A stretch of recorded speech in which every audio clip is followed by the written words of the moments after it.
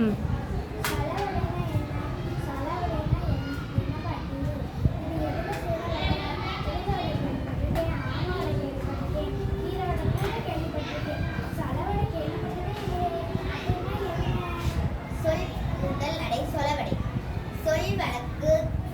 கதைகள் என்றும் கூறுவர். 3,00,000க்கும் மேற்பட்ட சொலவடைகள் இருக்கிறது.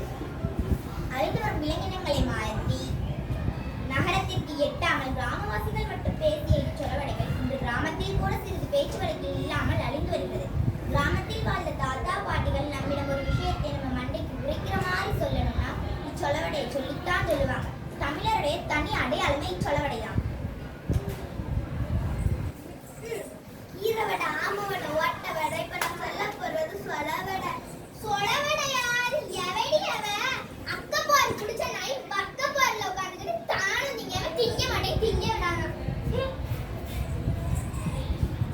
ஒய்யார கொண்டையா காலமுவா உள்ள இருக்குது ஈருமேன்மா. சொருக்கி கிடந்து ஆப்பேன் சோறெல்லாம் பறந்துச்சான். நாட்டாமச்சையில் ஆட்டு கொடுக்க கணக்கு பத்துச்சா கட்ட வழக்கமாரு. சாமியே சைக்கிளில் போகணும், பூசாரிக்கு புல்லெட் தருவேன்.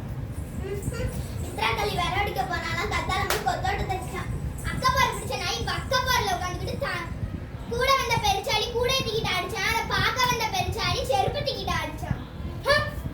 ஆட்டு மாத்தவன் செத்து கிடந்தானா அழுவ நேரம் தின்ன தெருவெல்லாம் ஆடி பார்த்தானா சிரிப்பு நிக்கலையா. கூறுகட்ட மாடி அழுகிட்டு தின்னுச்சான். என்னமோ சொன்ன கதையில எலி ரவுக்க கிடைச்சா சடை இல்லை. மூல மகைய பொண்கடையும் போன இடம்ல செருப்பிடுங்க.